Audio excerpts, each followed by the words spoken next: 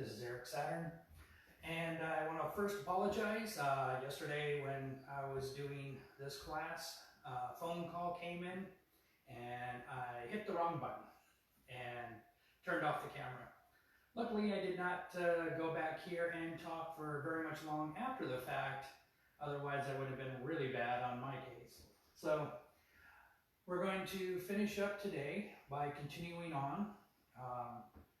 Going to first review a little bit, and then we'll continue on from where we left off, talking about left-handed fighters and this type of concept. All right. Whenever you start fighting, as I said before, when you're throwing more than one shot, you're going to get two major things involved. Physical or body dynamics, a physical aspect, and a mental aspect, okay? And the mental aspects really come into play when you become a very first fighter. You're always scared of certain things. Then all of a sudden, after you start becoming a fighter, how are you going to take shots and how are you going to give shots? Fear of hurting someone, stuff like that. And then later on, when you become more advanced, there's a point when you're going to plateau, okay? And how are you going to get around that, okay? So I gave some hints on what I tell people to do to try and get better. And also, this comes into play too from if you start in your teens or 20s, you fight 30s, 40, in your 50s, you physically have to do things differently, okay? So we talked about fakes.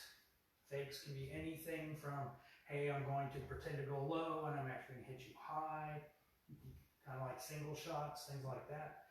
You can do a double pump where it's like, hey, I'm going to throw but not really throw, and then throw on the second shot. The low high is pretty much right when you start getting to combinations and you really want to start working on opposite shots, where you want to go low for one shot and high for the second. But the same thing, instead of going low, you go high, straight, same side, low, high, opposite side, okay? The pop was when I was saying, if you're out there and you're seeing a new fighter for the first time, you make a quick little movement, you can see how that person's going to react. One person said, well, what if they jump forward or move forward or flinch forward? Then you pretty much know that that person is probably going to be a very offensive fighter, and you need to be in a defense. At that point, you either know how to stop an oncoming attack, or you essentially take a step to the side, have them get out of position, and then you can throw towards what's open.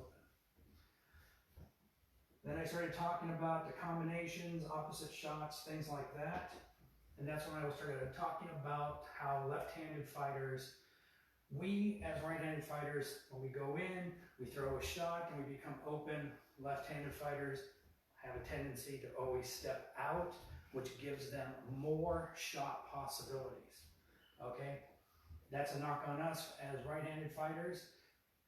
Stop going straight in. Go towards their sword side. Rotate more. We have a tendency of always blocking here and just doing a quick block on this side. If a left-handed fighter comes in, you need to keep the shield, not just center heart, center right shoulder, okay? And that's where I was going to go. Remember, when the left-handed fighter starts to come in, they're going to step over, they're going to have their shield right here, and you're going to have your shield right here.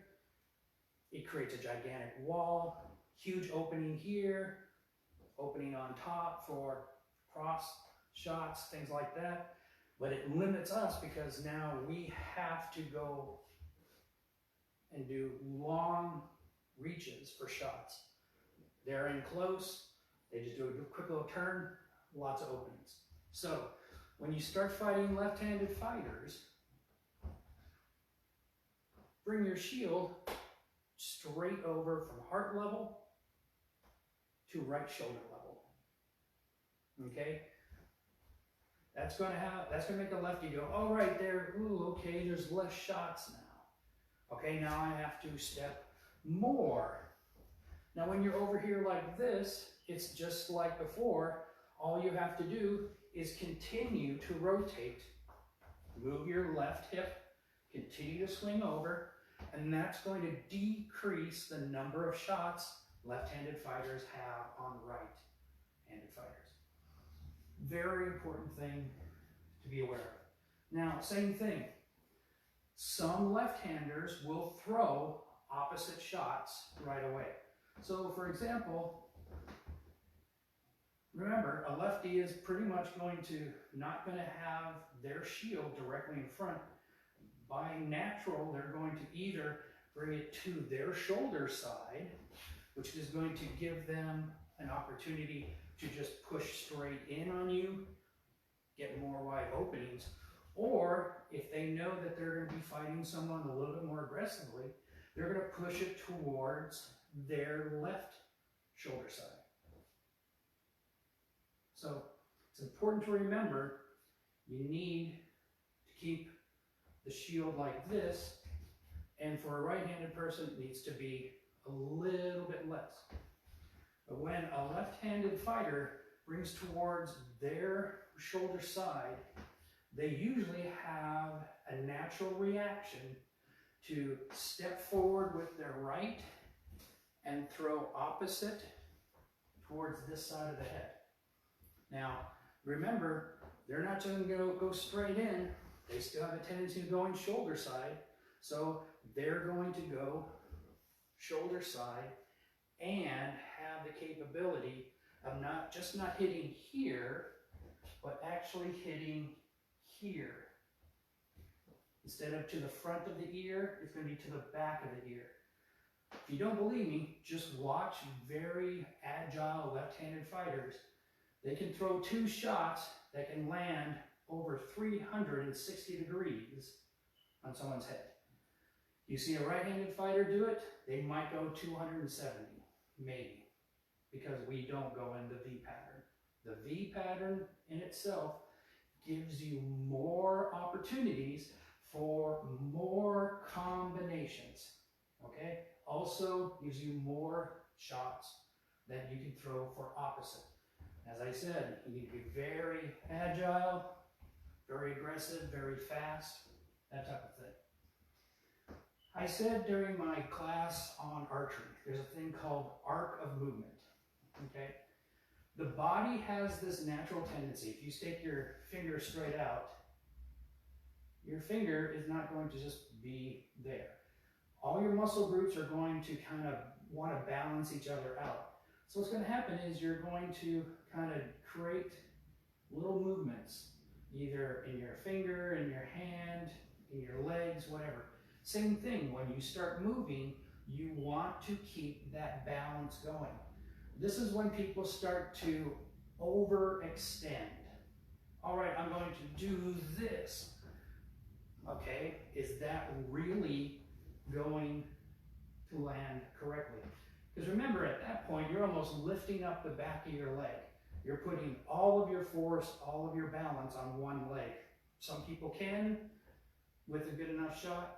Later on in their life, they probably can't do it. So try different shot possibilities. But remember, you can have a beautiful shot and it can land, but if it's not strong enough because you are not generating enough power, it's not a good shot. Okay? So the arc of movement makes us want to stay balanced and try not to overextend, make us unbalanced. Okay, we're going to talk about two additional things that I added. I was going to add them yesterday, but I added them now just to make life easier. The Molinet and same side shots. Okay, some of the most common same side shots are going to be two of the exact same shots. So for example, you can go step forward, throw to the head, it doesn't land.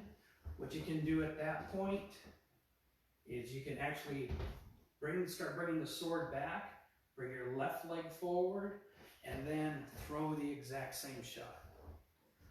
Another good example on that is for wraps. When we talked about when you throw past your opponent, and then you swing, you actually have to rotate the opposite hip to generate some good force. There is a left-handed fighter that I know in Mississippi. He loved to throw multiple wraps. As soon as he got in close, he'd wrap, wrap, wrap. We called it, when you got into that point, the wheel of misfortune, because getting 3, 4, 5 wraps all on your right side, you are way out of position, and all he had to do was just keep on doing that until he was like, all right, leg still covered, oh, the arm's open now, whack, and he'd be able to hit you in the arm. So you had to continually be on the defense. But it's also when you do it, when he was doing this, he can stop and immediately come almost parallel to your opposite side and hit you in the back of the head that way. So there's always ways to compensate, but it takes time, it takes muscle memory, it takes developing a shot slowly. All right, step and throw and land, step, shot, throw and land, step, shot, throw and land. And with everything, unless your upper body strength is incredible, generating without moving is possible. Not everyone's going to take it. So you have to make sure you just lift up with the back or with the front foot, push off with the right foot. I'm pretending like a lefty, because that's how he would do it all the time. Just come in, wham, wham. And he'd keep on stepping, keep on moving, and keep on getting his opponent out of position. Okay? So he was doing same side shots with a wrap all the time. Now, a Molinet.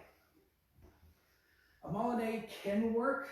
Sometimes it doesn't work, and it can vary anywhere between 40% to 60%, depending upon how good you are, your movement, then open shot. Now, a Molinet is where you actually throw the shot and then drop the tip, and then carry it down, okay?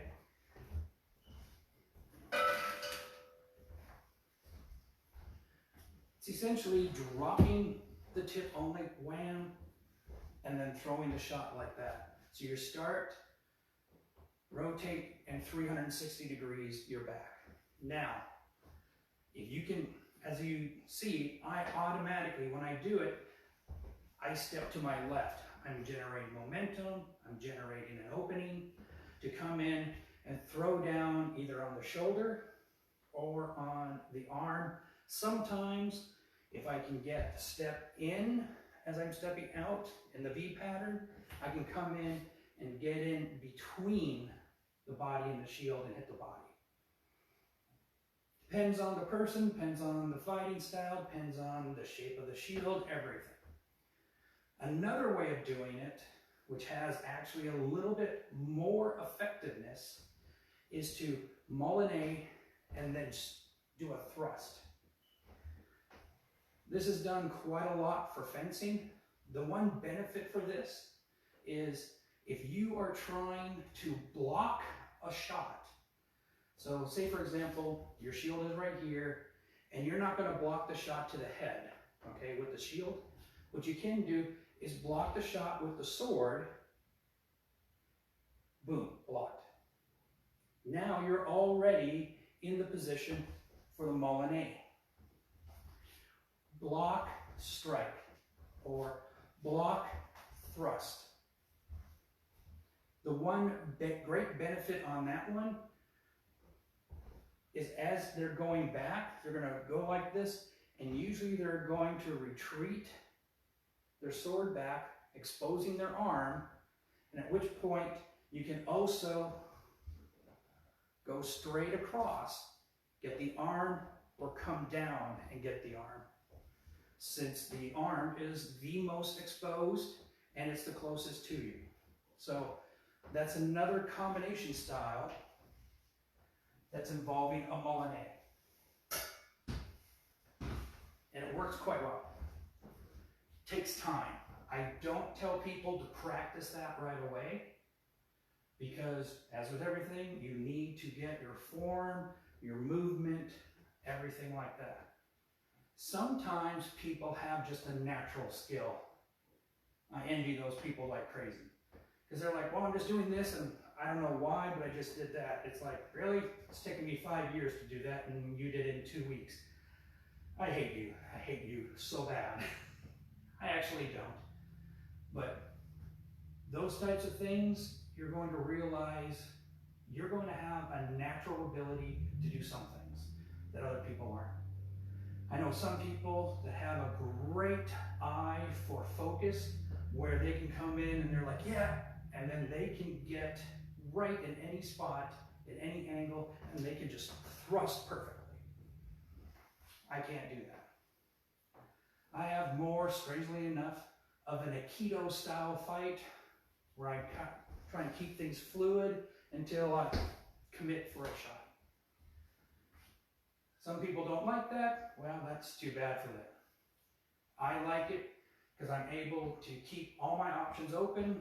I'm able to block real well until I see a good opening, and then I commit for the single or the combination. Of course, a lot of times my biggest weakness on that is, all right, I'm doing this, I'm waiting for, oh, I created an opening and now I'm dead. Great. The person was more aggressive than me, was able to kill me, and I wasn't able to defend it. It's just how things go sometimes. I try not to take things too serious. This is all a game. It's all about learning stuff and having a great time. How many other games can you just beat up on your friends all the time and they come back and say, that was such a good shot? Or they might come and say, dude, you're hitting way too hard. Oh, sorry, man. I think I'm going to go get some water, take a break, relax a little bit. And if it's okay, I'll fight you again. No, that's fine. That's perfect. There's nothing wrong with that. If you see someone that is having a hard time and they just can't get a certain shot, just stop, talk to them, say, hey, you seem like you're having trouble here. What's wrong? I just can't get this shot. One of the things that everyone always has a problem with, that they get frustrated with, as I said in the class for basics, is when they can do a lot of these shots good.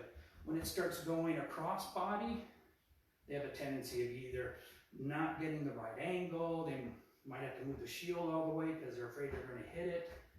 And what they're doing is they're just not bringing the sword up high enough and lifting up the elbow. They're trying to keep the elbows down still, and it's really hard to throw a good shot like that, cross body, with your elbow down, because there is some shots, but it's a very small window.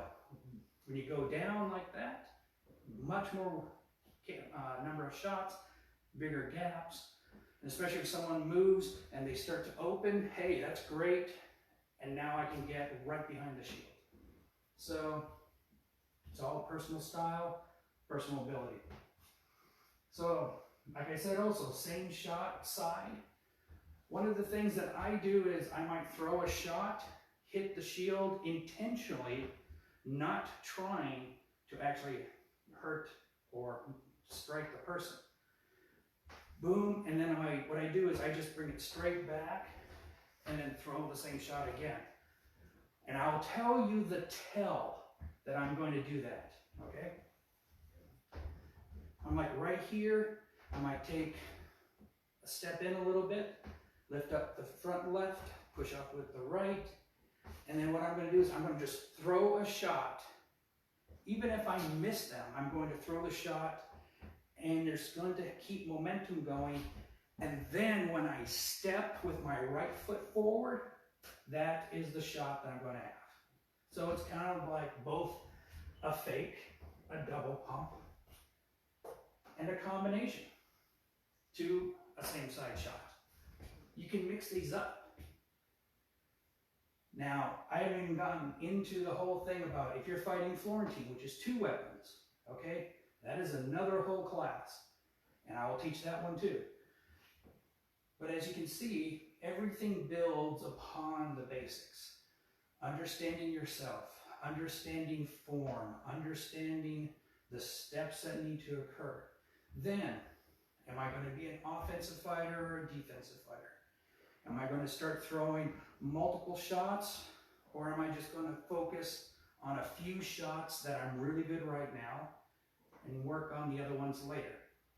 I always tell people to do that. Once you see a shot, you just throw for that one shot.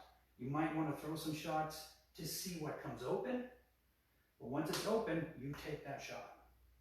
Okay? Now, this is pretty much the end of this one. And as I said last time, the more you're relaxed, the easier it's going to be to see shots, to throw shots, and to be naturally able to get to muscle memory form so quickly. Because if you're tense, you're not learning anything, you're not doing the right movements, you're not getting the right extensions. And that takes time and experience. So don't be afraid to go out and say, you know what, I can't wait to fight in a tournament, but I'm not that good yet. I'm just going to go someplace and I'm just going to fight as many different people as I can. Hey, that person has a round shield. I've never fought someone with a round shield. All right, wow, they're moving that shield around a lot. Okay, how am I going to get around that? Okay, someone is going out there with a pole arm, 6 foot, 5.5 foot, single blade weapon, 2 hands. All right, they're going to throw different shots and they're going to block a different way. I need to figure out the best way to do that. Take your time, be comfortable, ask questions. And also, as I said, one of the nicest things to do, everyone's got a video camera on their phone. Video every fighter's practice that you're at. Video other people fighting so you can look at them, and then watch yourself when you fight other people to see, hey, that shot was good. All right, I'm going to rewind it. I'm going to see how I did. Oh, I see now. I actually took a longer step than I normally do. Instead of just doing like a short little step, I actually went much further and I was able to get a little bit lower around the shield. There you go. You start seeing how you fight, what you need to change, what is good, and keep practicing. Tomorrow, we are not going to have a video on this. I'm going to have a class tomorrow on sand casting. So I'm going to teach a class on how to sand cast different types of candles. Now the sand casting, you can also do sand casting with soap, everything like that. I'm going to focus on candles, just a little bit easier system. But as soon as you get your soap substance that you want, because there's so many different ways of making soap, that's part of the reason I don't get into that. But casting the form is pretty much identical, okay? And then what we're going to do is on Thursday, we're going to then go into a class on pole arms. On Friday, hopefully this Friday, I will have a PEL, and I'll start doing PEL work every Friday. And if it works out real well, I'll do it Mondays and Fridays. If it gets really good, I'm hoping to get a lot more active participation. What that means is someone's on and they're like, hey, this is what's going on. Can you show me that shot again and explain it? And then I'll be able to go and do more one-on-one training with people. If that doesn't work, what I will do is I will try and have a PEL class in a different way. But I definitely want to try doing some interaction. So therefore, if you have a question, I can show it to you specifically. But like I said, I get bored easily, so I like to do a lot of stuff. So I did brewing, archery, fighting. Tomorrow will be sand casting. Then we'll go back to fighting. And then hopefully we'll get to go outside, have some nice sun, and actually get to swing a stick. So thank you very much for attending my class again today. Tomorrow we'll have some more fun. But in the meantime, keep sending questions. Give me some ideas on what you guys want, and I'll do my best to do it. Thank you very much.